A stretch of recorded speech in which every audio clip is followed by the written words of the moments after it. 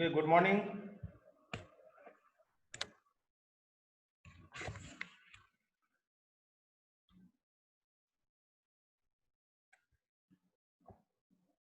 Good morning.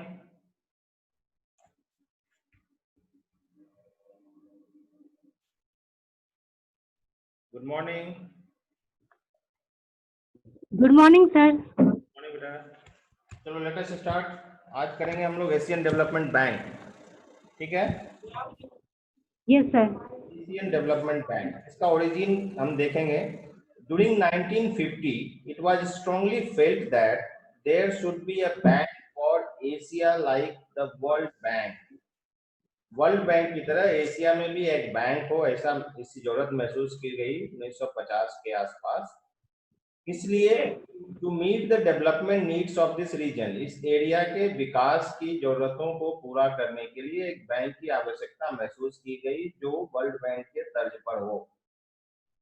This view was suggested for the first time at the ministerial conference on Asian cooperation held at Manila in December 1963। Manila में एक ministerial Asian corporation का conference हुआ था, जिसमें 1963 में, दिसंबर 1963 में, जहां इस बात की चर्चा की गई। The conference constituted a working group of experts, वहां एक एक्सपर्ट्स की टीम गठित की गई जो रिपोर्ट सबमिट करेगा, और उन्होंने अपना रिपोर्ट सबमिट किया UN economic commission for Asia and Far East. कहाँ रिपोर्ट सबमिट किया? ECAFE, नोट कीजिए ECAFE, और इसका फुल फॉर्म है economic commission for Asia and Far east.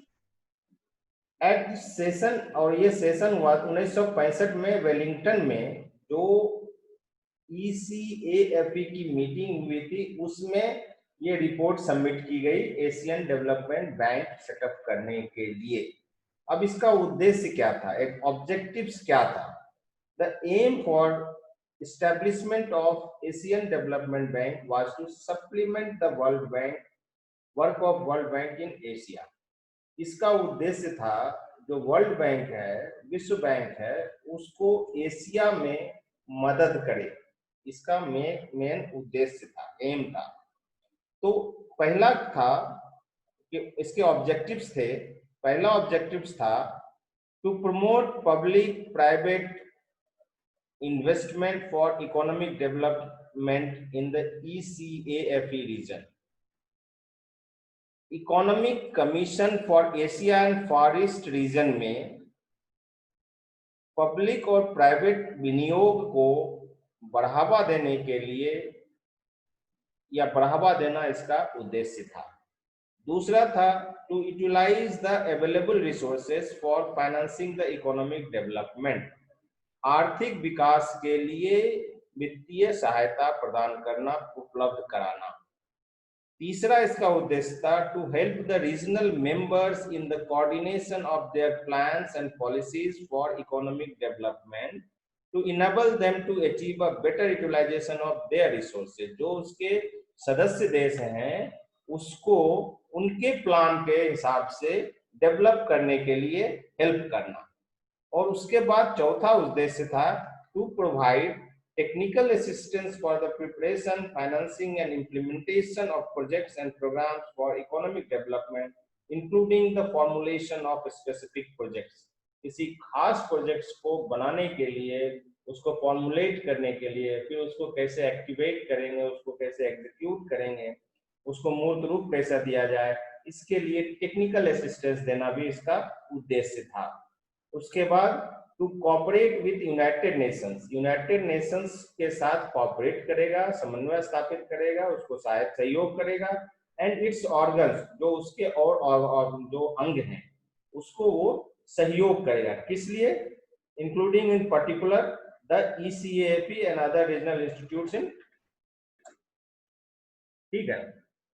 और छठा इसका उद्देश्य था to undertake all such activities and provide such services which may fulfill the above objective।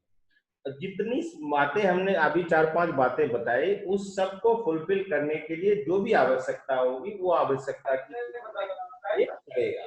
Okay, now it's membership, इसका कौन कौन मेंबर होगा, कैसे होगा, ये देखिए। The membership of ADB is open to the following, किस किस को रहेगा? Members of the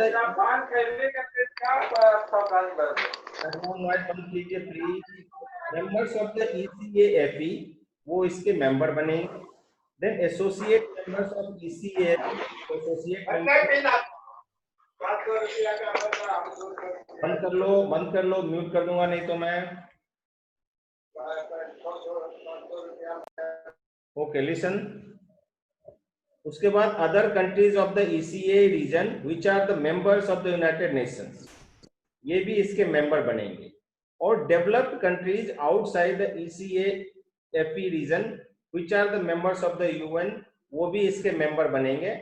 end it has a membership of approximately 67 countries at present. Presently 67 countries जो है एशियन डेवलपमेंट बैंक के मेंबर्स हैं।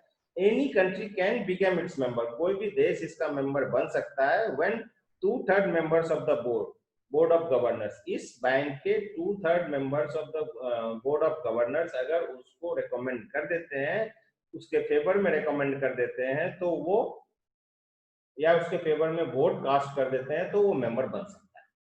मैनेजमेंट किस तरह से होता है? ADB is manage by a president, Asian Development bank का एक प्रेसिडेंट होगा, ठीक है। उसके बाद वाइस प्रेसिडेंट होगा एंड बोर्ड ऑफ गवर्नर्स होगा, along with an administrative staff, उसके साथ प्रशासनिक कुछ स्टाफ रहेंगे। The president is the administrative head, president जो होता है इसका एडमिनिस्ट्रेटिव हेड होता है, प्रशासनिक प्रमुख होता है।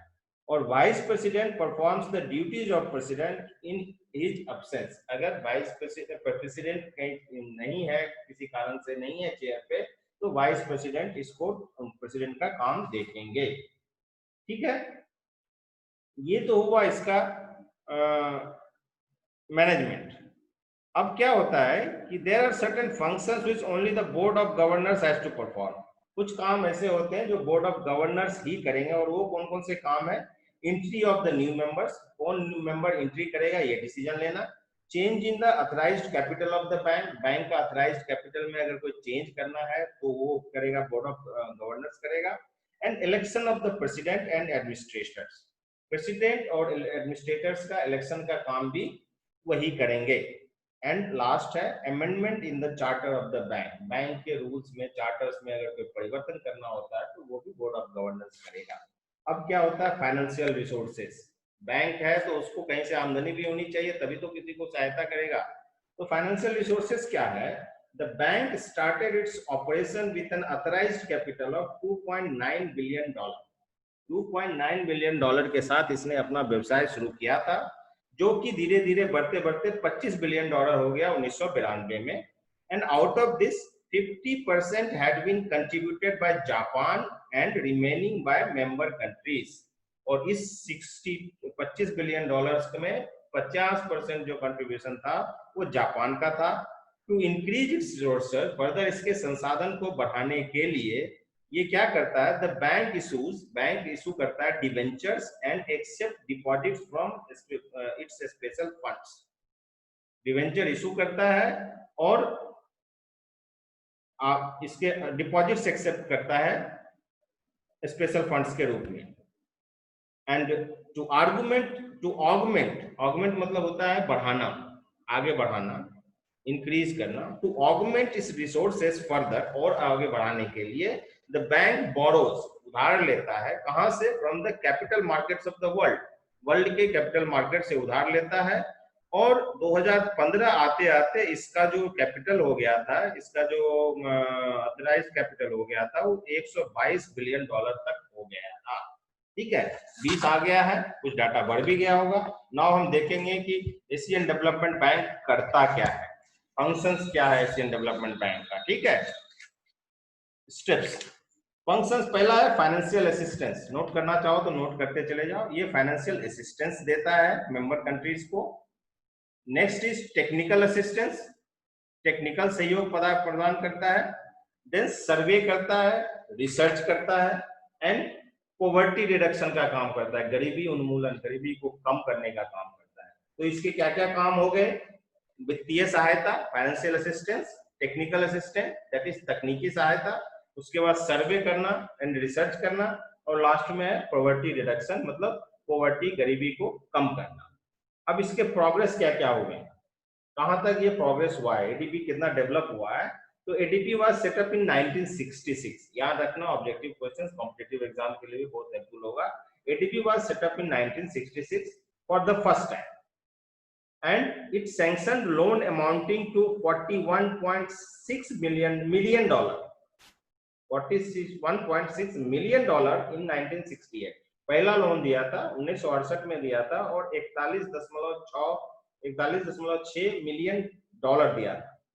The bank has been providing assistance in the field of agriculture, agro-based industries, energy industry and non-fuel minerals, development banking, transport and communications, water supply, urban development, education, health and population planning। इन सब चीजों में ये assistance प्रदान करता रहा है अभी तक। अब इंडिया और एडीबी में क्या रिलेशन है, लेट अस सी। तो इंडिया एंड एडीबी, तो the ADB commenced lending to India in 1986। जो इंडिया को उधार दिया था वो 1986 में दिया था। तो सर आवाज अच्छे से नहीं आ रहा। ओके, क्लियर है अभी? सर आवाज अच्छे से नहीं आ रहा। अभी आ रही है? हाँ अब क्लियर है। Okay, yes sir. तो इंडिया एंड एडीबी लेते हैं। What is the relation between India and ADB, Asian Development Bank? तो एशियन डेवलपमेंट बैंक ने इंडिया को लोन देना प्रारंभ किया 1986 में, and though it has been a founder member, India जो है एडीबी का फाउंडर मेंबर है, मतलब जब एडीबी सेटअप हुआ था उस समय ही मेंबर बना था। In this earlier period, loans to India were mainly for infrastructure sectors, जो है संरचनात्मक क्षेत्र में दिया गया लोन, उसके बाद पावर क्षेत्र में दिया गया लोन, रोड्स के लिए दिया गया, इस तरह से लोन दिया गया। In the recent years, the emphasis has been shifted to public resources management program, urban environment program, and development of health and nutrition। इस तरह से कंटिन्यूअसली किसी न किसी प्रोजेक्ट्स पे, डेवलपमेंट प्रोजेक्ट्स पे एशियन डेवलपमेंट बैंक इंडिया को help करता रहा है, असिस्ट करता रहा है। ठीक है, नाउ अभी जो हमने पढ़ा वो पूरी चीज देखी बेटा। इस पे एक नोट्स आता है लिखने के लिए, अच्छे जो रिटन एग्जाम्स, जहाँ सब्जेक्टिव एग्जाम होंगे वहां आ सकता है, जहाँ रिटन आपके इवन आपके एग्जाम में भी, जो डिग्री के एग्जाम में भी नोट्स के लिए आ सकता है। बहुत सारे कॉम्पिटिटिव एग्जाम्स में इसकी आवश्यकता होती है। और ये जो वीडियो आपको हम भेज देंगे, इसमें जो मेन पॉइंट्स हमने बताया उसको आप अगर नोट कर लेंगे तो आपको कॉम्पिटिटिव एग्जाम में ऑब्जेक्टिव्स में भी फायदा होगा। तो पहले हमने बताया एशियन डेवलपमेंट बैंक का ओरिजिन बताया, ओरिजिन के बाद हमने इसका ऑब्जेक्टिव्स बताया आपको, ऑब्जेक्टिव्स के बाद इसके मेंबरशिप्स कैसे बनते हैं, कौन कौन मेंबर हो सकता है, उसके बाद मैनेजमेंट किस तरह का होता है, कोई भी संस्था है तो उसका एक प्रबंधन होगा और प्रबंधन किस तरह से है, और उसके बाद फाइनेंशियल रिसोर्सेज, कहाँ से पैसा ये जनरेट करता है और उसके काम क्या क्या है, इंडिया का इसका क्या, इंडिया अभी तक कितने प्रोग्रेस हुए हैं इसके, और इंडिया से इसका रिलेशंस क्या है। ठीक है, तो ये टोटल नट सेल में आपका एशियन डेवलपमेंट बैंक है। ये पेपर 4 का पार्ट है आपका। पेपर 3 के कुछ छूटे हुए पार्ट को हम कल कराएंगे, और आप लोगों की तरफ से अगर कोई प्रश्न हो तो बताइए, बोलिए। एनीवन? नो सर, कोई प्रॉब्लम नहीं। एनी टॉपिक जो आप लोग चाहते हैं कि डिस्कस हो, जिसका रिवीजन हो, बोलो।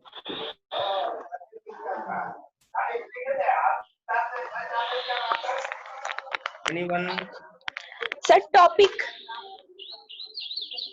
आप बताओ, हम आपके सिलेबस के हिसाब से कराते जा रहे हैं। आप बताओ अगर कुछ ऐसा रिवीजन करना है जो जरूरत है आपको। आज का जो टॉपिक था बेटा वो एशियन डेवलपमेंट बैंक था, एशियन डेवलपमेंट बैंक। ठीक है, ठीक है। ओके। और एनीथिंग एल्स, कुछ और कहना है?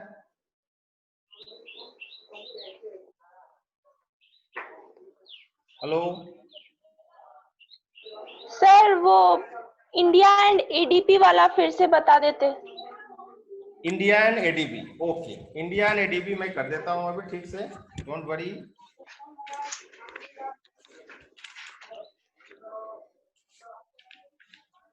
इंडिया एंड एडीबी में है, लिसन अगेन, वो है आपका,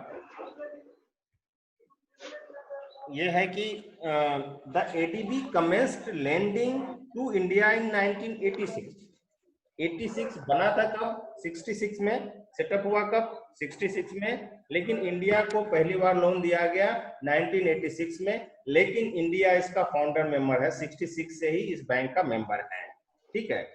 और ठीक है। लोन दिया गया किस, पहले जो था अर्लियर पीरियड्स में जो था लोन दिया गया था मेनली इंफ्रास्ट्रक्चर सेक्टर के लिए, और धीरे धीरे फिर उसके बाद पावर सेक्टर्स में लोन दिया जाने लगा, उसके बाद रोड्स एंड पोर्ट्स के डेवलपमेंट के लिए लोन दिया गया, और रिसेंटली अब जो है in the recent past, recent years में हमने देखा है कि अभी जो हमारा लोन उससे जो हम लेते हैं वो शिफ्ट हुआ है किसके लिए, वो for the development of public resource management programme, urban environment development improvement, मतलब शहरों का फर्दर डेवलपमेंट के लिए, एंड हेल्थ और न्यूट्रिशन, पोषण एवं स्वास्थ्य के लिए उस का डेवलपमेंट करने के लिए लोन लिया जा रहा है, और हाउसिंग फाइनेंस, और घरों के लिए, घरों में के लिए फाइनेंस करने के लिए इससे लोन लिया जा रहा है, गरीबी को कम करने के लिए, ठीक है। सिंस 1966 जब से ये बैंक बना है, इंडिया हैड रिसीव्ड 65 लोन्स।